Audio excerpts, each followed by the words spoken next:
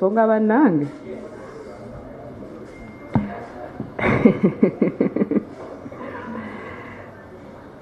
kyannaku nnyo era ndi mwennyamivu kinkwasa nnyo ennaku okubanga olwaleero nzize wano mwenna mbategeeze nti munnaye nga bbiri tetugenda Lugogo.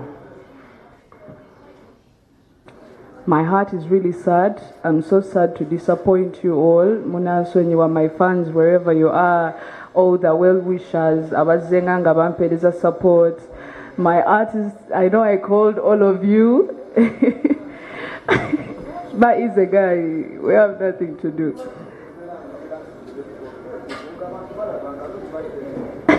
Auntie Katizize mbadde, calm down.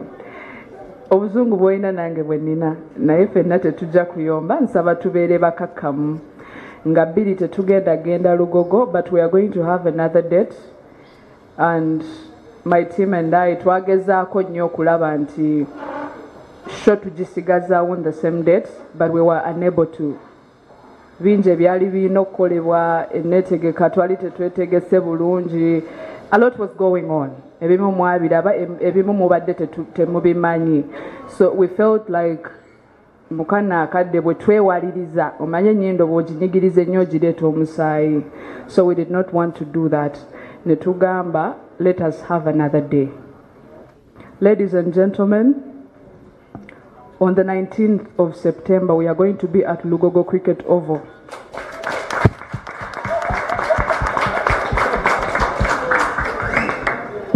September, we are going to be at Lugogo Cricket Oval for Omega 256 live in concert. Eno show nasazeewo nze ne management yange tugyetegekere.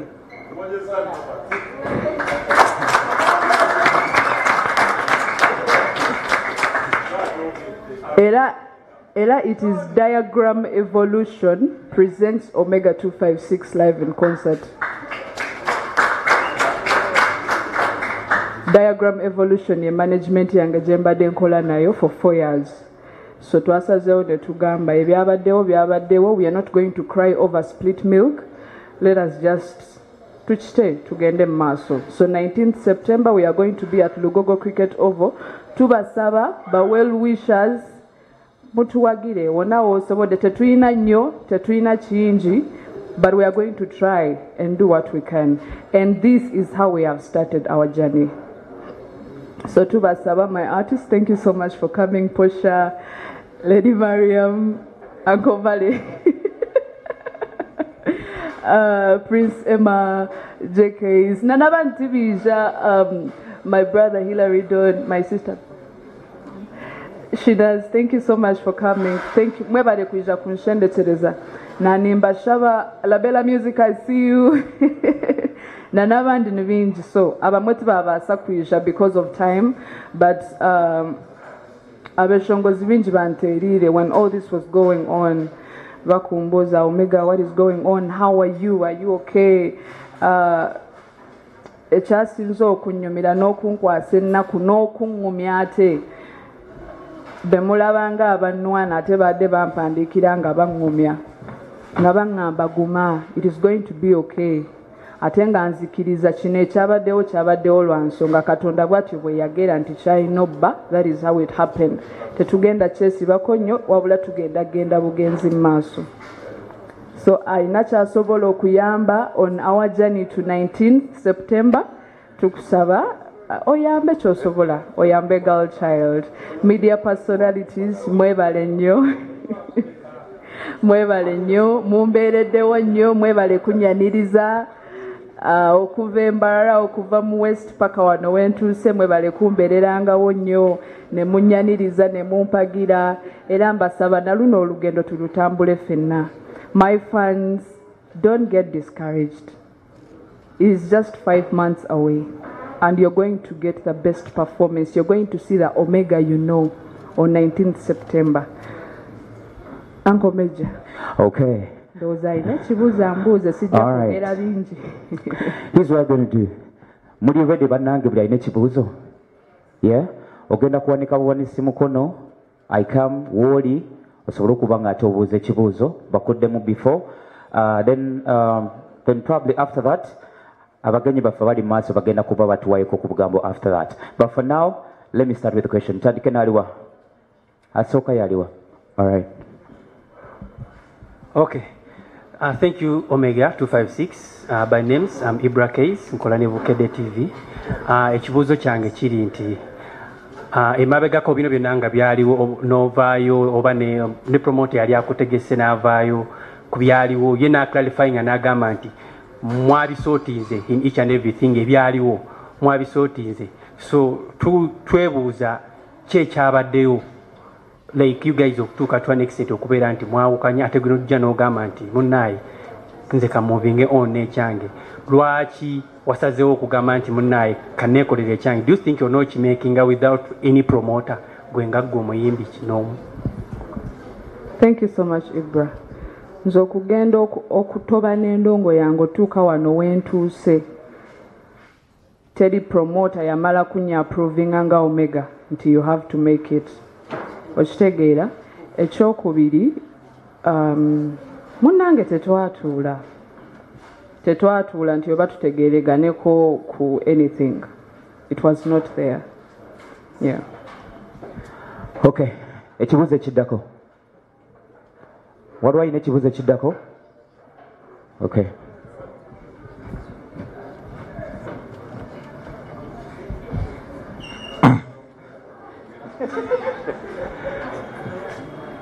Omega 256 nga 19 tugende tumwagira erugogo.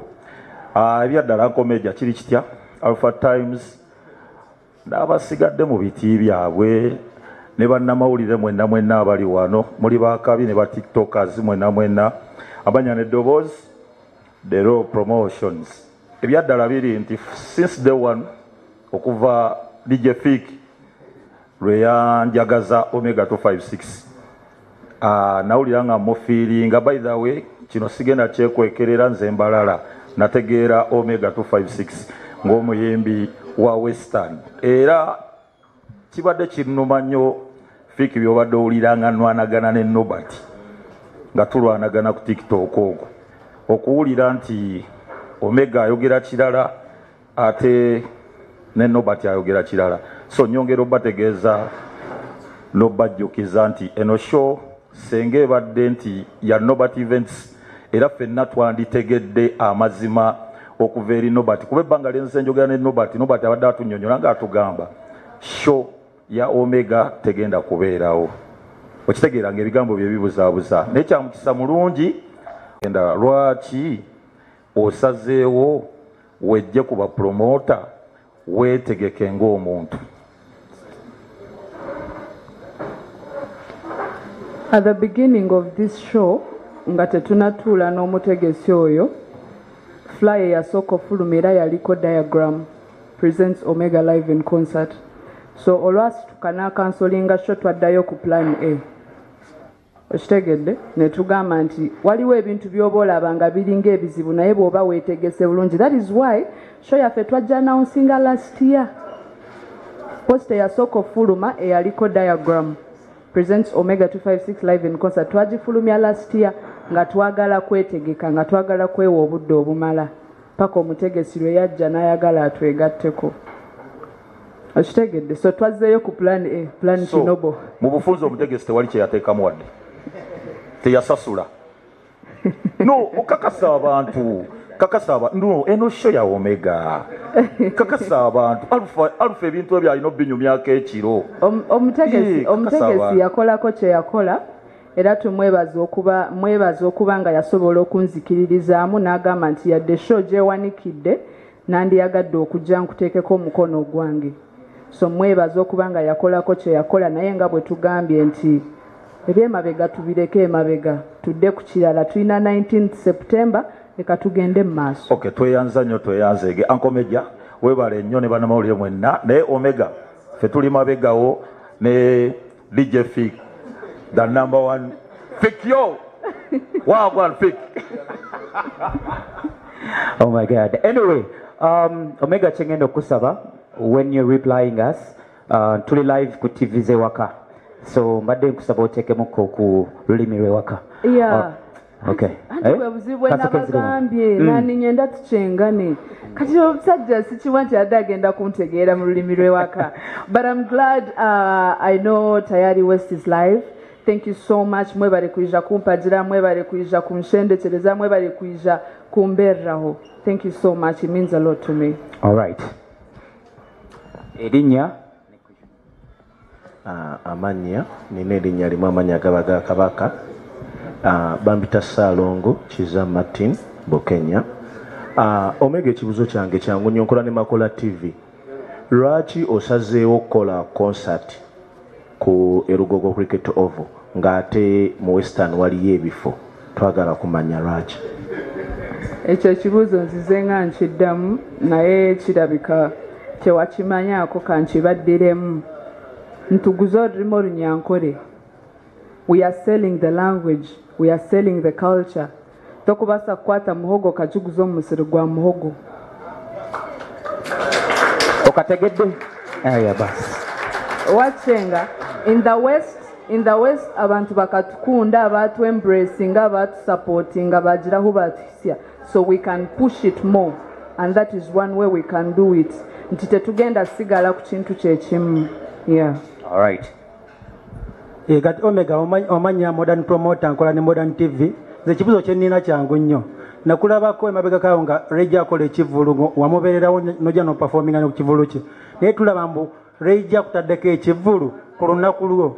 Lwaki okitutta otya gw'okiraba otya si kuyingirira oba gw'okirabamu okulwana awo? Linda katini. Nsaba onziriiremu ssebo. Ssebo tubeere bakakkamu ng'obuuza ebintu ebibuuza. Mbuuza nti emabega kawo nakulabako nga Reija ategese wamubeererawo. Nyimirire emundaba nenga nina omutwe munene. Kaakati nze mbadde mbuuza mbu Reiji twamulabako ng'ategese ekivvulu naye Omega n'amubeererawo. Essaawa zino tulabye mbu Reiji alinga alwana Omega. Omega yakirabanga kumulwana oba? Nze siina lutalo lwe nwana buladi wange. Ekirala this is business. Oshitegedde it is business. Bw'oba olina ekikuyisaawo kyokola. Yeah. All right, thank you. Okay, kasooka ngendeko walupi wano. Then I come right back. Okay. Tujja badira aba Reiji. Bampita Rupi nanyini kabwino nanyi industry amanye yagwa. Aleta abapya Mr. Mbaleta 224. Amale biganye. Akola ne kyenda katonyeze munana Metro FM countdown esinga obunene mu ggwanga. Then ne UBC TV gabasigino tuyinza obajjako kati. Naye katubasonyiwe mubeereko. Njo Munyankore. Kale so mu mbeera eno Omega ekisooka abantu abawagizi bo waliwo bafani nga bali Kampala balanga bali side eri. Abamu balina akantu ke beemulugunya bagamba Omega catalogue tewera. Njagala okidde mu catalogue eri etya. Nyimba ziri zitya kuba mbadde bagamba agenda kuri Cricket Oval n'ennyimba teziwera biki so njagala okiddemu catalogue ewera. Then n'ekirala teddemu kuvaayo ne tufuna deeti ndala. Thank you. Tejjavaayo. Hello everyone. So kolinde oli fan oli fan. Sagala obuzenga oli fan. Amazina ni Vivian a TikTok niko Sapai wa Omega. Omega tujine ebibuzo bingi by'okubuuza but I want to wish you the best and I feel like hugging you. Thank you. Come. Okay.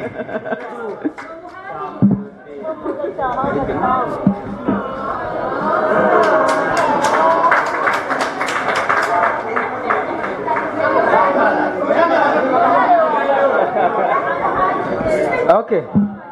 Mwine nnogo just. Omega nsanso okulaba amanya bampita ambassador. Ndowooza mulundi gwange gwa kusatu okusinkana olunaku lwaleero. My first time ndowooza yali 2019. Nakolako interview ndowooza waliwo akajjaawo.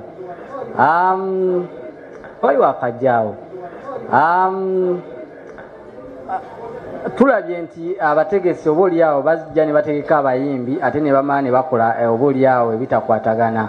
ogambye nti ku luno ekintu mu abakyekwatiddemu nga management singa era obuuli awo owabulayo ng'omwezi gumu ne wabaayo omutegesi w'ekivulu yenna n'agamba nti akusinziira ku maanyi gendaba oba mu mbeera gyendaba nti njagala nkuteekemu omukono onakkiriza oba ogenda sigala nga oli wekka nga mwe mwakitandise. Nze ambasada Radio Buddu e Masaka gye nsinziira. Ambassador, mbakakasizza obulungi ne mbagamba nti eno show ya diagram ekigambo kyange sigenda kikyusa era from today up to the end mpaka nga 20th September nga tuvudde mu show. It is going to be Diagram Evolution presents Omega 256 live in concert. Thank you very much.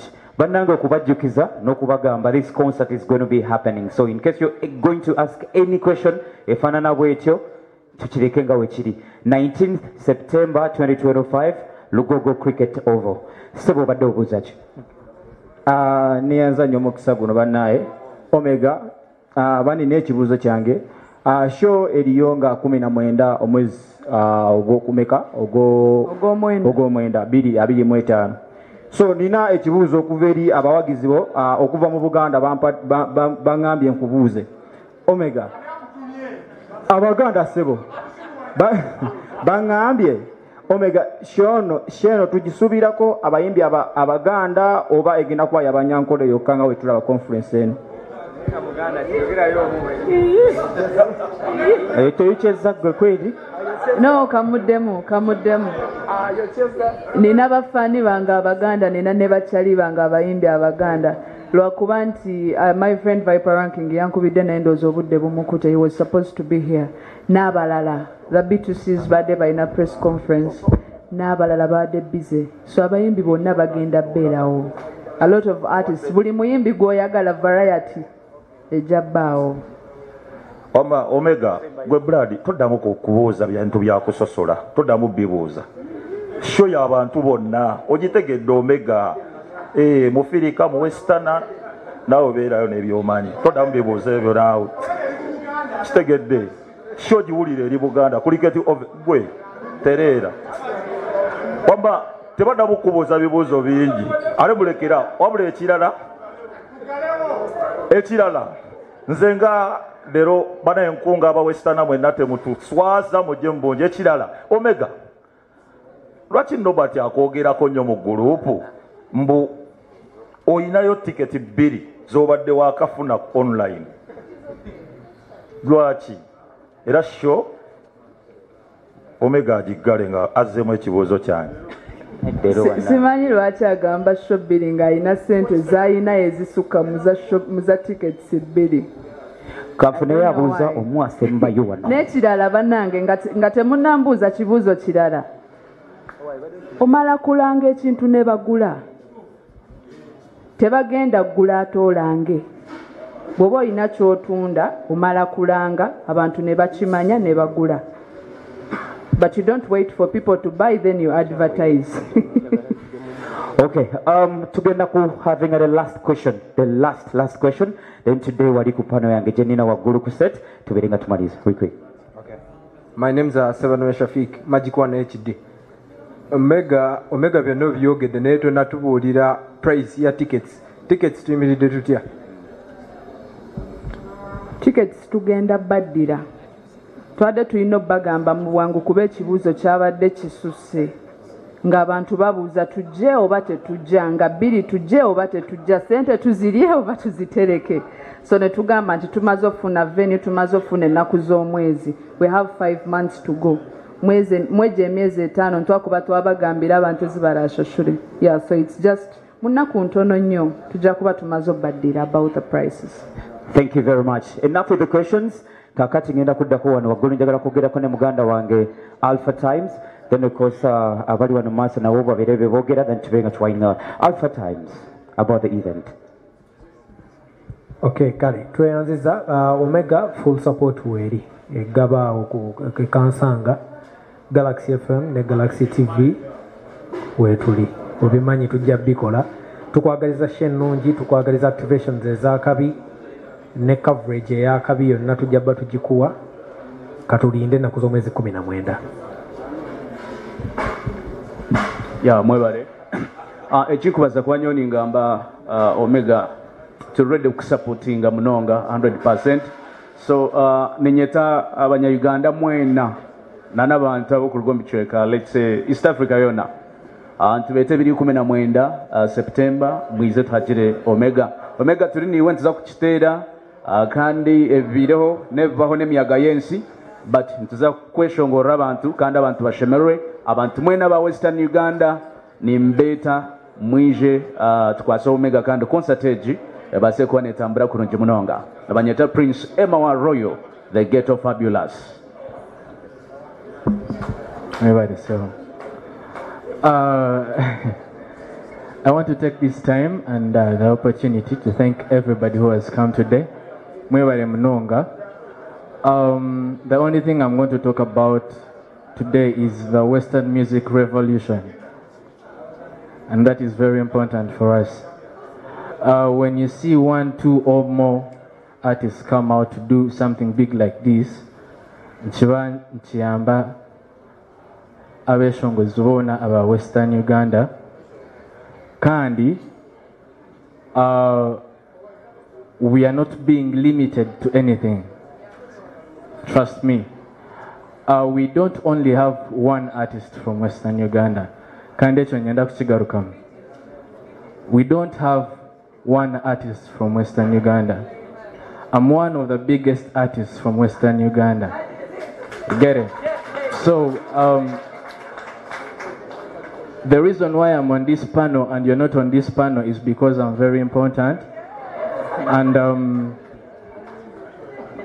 Omega 256 is a blessing to Western Uganda. Why? Because twina beshongozi bingi mnonga konka tinkubachenga. I don't know why. Hariho ekintu ekintakuchenga nyenda mwekirizemu kozi ntubabasa wachenga ekintu eki. We can. We are Uganda. We are one. Actually, I will surprise you. Nze Western Uganda yenkuziza nendi musajja Muganda. Ekyo mbadde temukimanyi. My dad is a Muganda. My mom is a Rwandi. But I'm a Munyankole. Kandi n'okunkola ki? You get? So tweberere mwana tuwagire Omega 256. She's a beautiful lady. She has music. Ata ina catalog. Bw'oba oyagala kujja kuyimbira ennyimba 2 z'oyagala weziri. Kitegeera. So the lastly that I have to say is Omega, you're blessed. You're a motivation to billions of people. You are a superwoman.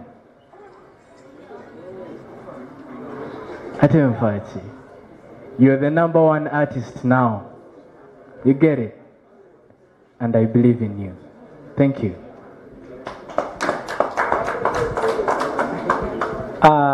Nze sina bingi bya kwogera naye njagala okukozesa akakisa kano okwebaza media houses zonna mwebale kwagala music waffe ng'abaana abava mu Western Uganda. Kantwale still akakisa kano okwebaza omwami Alpha Times oyo. Mu kaseera kano buli omu abadde amumanyi nga omusajja waffe Saidi eri naye okubanga ntudde naye ku pana eno kitegeera nti ayagaliza abayimbi ffenna. So n'abalala bonna mulabire ku kyokulabirako ekyo muleme kutiitiira.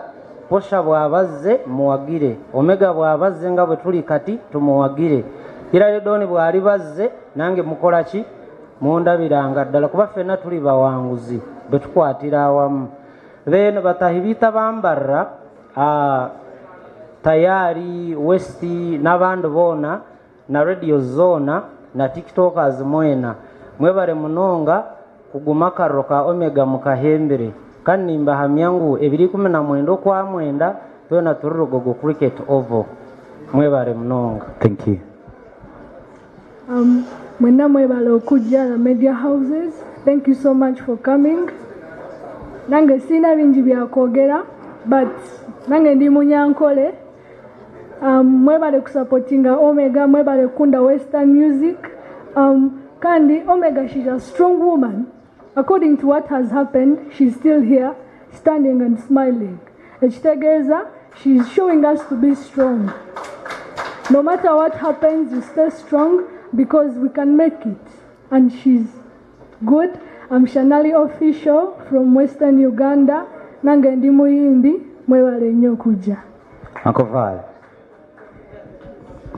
Now kano kampi ngenda kwogera mu Luganda nenga nkaweereza eri music industry ey'abanyankole, side ey'abanyankole. Lwaki ngenda kwogera mu Luganda? Kuba njagala ffenna tukole ki? Tutegeere. Okay? Essaawa eno okubeera nga tulina Omega saawa zino, ndowooza oba munfuna bubi oba munanfuna bulungi, but she's here as a gift. Nze ndowooza tumuyinanga gift. Era after some, let's say 100 years maaso eyo, ono bajja kuba bamubala mu ba founders ab'endongo yaffe mu West. Nkimanyi ffenna tuyinza okubanga tujja okubanga tetuliiwo, naye abaana baffe bali baawo ne bazzukulu baffe bali baawo. So I want you to respect that. Kati buli muyimbi yenna ng'oli mu Western region, badde nsaba omanyi nti kikkakatako okwatagana ne munno since you're still few. Mulimu embeera y'okwegulumiza nti nze ndi wakabi, nze sigambwako. Sirowooza nti birungi, naye ebyo si bye bibadde bindeese olwaleero. Tuzze ku nsonga ya Omega okubeera nga tulina omuwagira Lugogo. Aba diagram nsaba munkubireko mu nkonko ne bagamba akonkona agulirwa mu nkonkoneko katono ngenda bawayo sente za tickets 15. Thank you. Yeah. Thank you. Thank you. Mike, can I passing away? Okay. Here you go. Thank you. Nimbanza kusima abamahurire mwena ababasa kwija. Mbebaza nnyo mwebale kujja, mwebale kubaawo mu ngendo zaffe okuva gye tuvudde n'okutuuka wano. Omega naawe olutalo oluyingiddemu okaana omanya ngu byolobi konka ti byolobi gaayi n'okulemeraho mpaka oyikiraho okuza, but what you have to know, oyine emigisha yiitu tuli omugongo gwawe andi kyona ekyo olaashareho nikyo tulaagendereho. Akumanya tinkukira kushohashohora tihine tinkuza hasho z'abantu konka kuwanyesire nagira ngu ninza kwija mbeho nka mama omukuru, so ndi enyuma yawe kyona ekyo olaashareho amuwitha nyine kumusapotinga spiritually and financially. So I'm with you. Kyona ekyo olaashareho kyona ahi turaza oba ogira ngu tuzerukayo mu Lwera tube nimwe twasimba ekishahe tuzaane nyowe ndiho ahasigara ninkwendeze birungi. All right. Posha. Sancho. JK, whenever it's my time, I want you to say those kinds of words. Kora what I've gambling, you will never perform on my show. What are you talking about? Mwebale kuija nimbasima. Again, my name is Posha. By the way, I get confused with some other Posha, but I am not that Posha. Me, I am the singer Posha, beautiful Posha. on TikTok, I am Posha Owamashaza. So maybe that could be the difference. Maybe one thing that you guys don't know is the tightness that I have with Omega. So Omega, I want to take this opportunity to thank you for always encouraging me by that. It's not easy. I am very big-headed, but I thank you so much for being my friend. And all of you, we even have MCs from home. We have MC Wakaima. Where are you? MC Wakaima. He has gone, eh? So we want to thank you for coming, supporting Omega. And again, like JK said and Valley said, we don't have one artist in the West. Maybe you can do a little research on all of us. We have good music. So surely, Omega, they should come and support. I don't even know what the excuses are about. 19th September. 19th September. Lugogo Cricket Oval. Thank you guys. Thank you. Before I let this lady go, yeah, Nina kyembadde njagala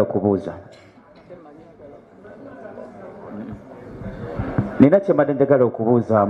Waliwo gye mbadde awo ne baŋŋamba nti can Omega throw a little bit of light to the pricing of probably the tickets? if you have an idea for now. Tinkonda kuihure butakahire.